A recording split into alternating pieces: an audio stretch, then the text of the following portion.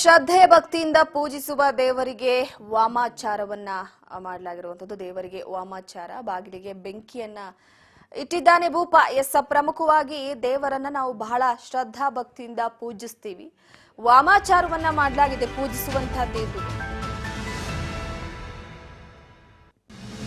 ತುಮಕೂರು ಜಿಲ್ಲೆ ತಿಪಟೂರು ತಾಲೂಕಿನ ಹಟ್ನಾ ಗ್ರಾಮದಲ್ಲಿ ನಡೆದಿರುವಂತಹ ಘಟನೆ. ಪೂಜಿಸುವಂತ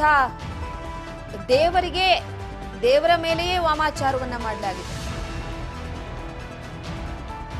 ಬಾಗಿಲಿಗೆ ಬೆಂಕಿಯನ್ನ ಇಟ್ಟಿದ್ದಾರೆ ಕಿರಾತಕರು. ಹಟ್ನಾ ಗ್ರಾಮದ ಗ್ರಾಮ ದೇವತೆ ಕೆಂಪಮ್ಮ ದೇವಿಗೆ ವಾಮಾಚಾರವನ್ನ ಮಾಡಿದ್ದಾರೆ ಕಿಡಿಗೇಡಿಗಳು. ಇಲ್ಲಿವರೆಗೂ ಕೂಡ ಮನುಷ್ಯರ ಮೇಲೆ ಈ ವಾಮಾಚಾರ ಪ್ರಯೋಗ ಆಗೋದನ್ನ ಕೇಳಿದ್ವಿ.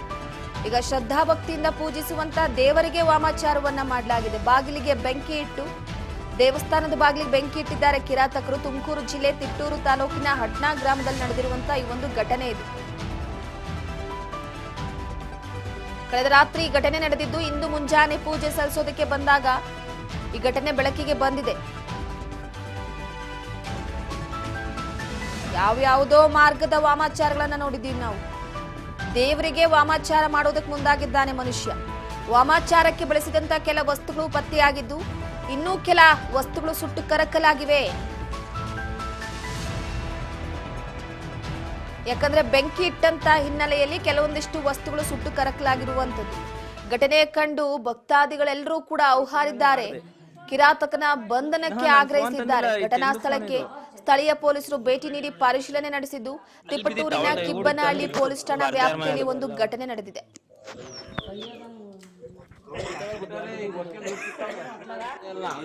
ದೇವ್ರಿಗೆ ಮಾಡ್ತಾರೆ ಮನುಷ್ಯ ಮಾಡಕ ಅದೇ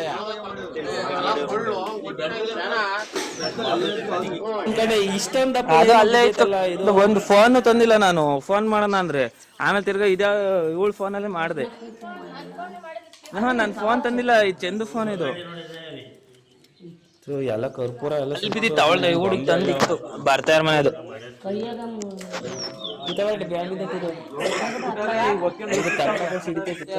ಅದೇ ದೇವ್ರಿಗೆ ಮಾಡ್ತಾರೆ ಮನುಷ್ಯ ಮಾಡಕ ಅದೇ ಇಷ್ಟೊಂದಪ್ಪ ಏನೋ ಬಿದ್ದೈತಲ್ಲ ಇದು. ಅದು ಅಲ್ಲೇ ಇತ್ತು. ಒಂದು ಫೋನ್ ತಂದಿಲ್ಲ ನಾನು. ಫೋನ್ ಮಾಡೋಣ ಅಂದ್ರೆ ಆಮೇಲೆ ತಿರ್ಗಾ ಇವಳು ಫೋನಲ್ಲಿ ಮಾಡಿದೆ. ನನ್ ಫೋನ್ ತಂದಿಲ್ಲ, ಈ ಚಂದು ಫೋನ್ ಇದು. ಎಲ್ಲ ಕರ್ಪೂರ ಎಲ್ಲ ಸುಟ್ಟವ್ರ ಕಣ, ಏನೋ ಗೊಂಬೆ ಎಲ್ಲ ಬಿದ್ದಿತ್ತು. ಅವಳ ಹುಡುಗಿ ತಂದಿತ್ತು ಬರ್ತಾ ಇರ ಮನೆದು.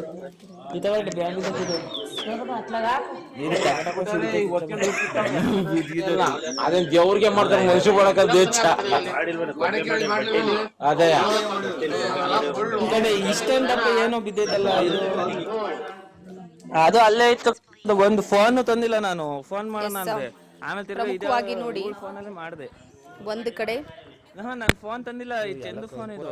ವಾಮಾಚಾರ ಮಾಡುವ ವಿಚಾರಕ್ಕೆ ಸಂಬಂಧಪಟ್ಟಂತೆ ಇತ್ತೀಚೆಗೆ ಕೆಲವೊಂದಿಷ್ಟು ಜನರನ್ನ ಸೆಳೆಯೋದಕ್ಕೆ ಅಥವಾ ಬೇರೆಯವರ ಮೇಲೆ ವೈರತ್ವಗಳಿದ್ರೆ ಅಥವಾ ವ್ಯಕ್ತಿಯ ಮೇಲೆ ಏನಾದ್ರೂ ಬೇರೆ ರೀತಿಯಾದಂತಹ ವೈರತ್ವ ಇದ್ರೆ ಸಾಕಷ್ಟು ಮಾರ್ಗದ ವಾಮಾಚಾರಗಳನ್ನ ನಾವು ಗಮನಿಸಿರ್ತೀವಿ, ಬ್ಲ್ಯಾಕ್ ಮ್ಯಾಜಿಕ್ ಅನ್ನೋ ವಿಚಾರಕ್ಕೆ ಸಂಬಂಧಪಟ್ಟಂತೆ.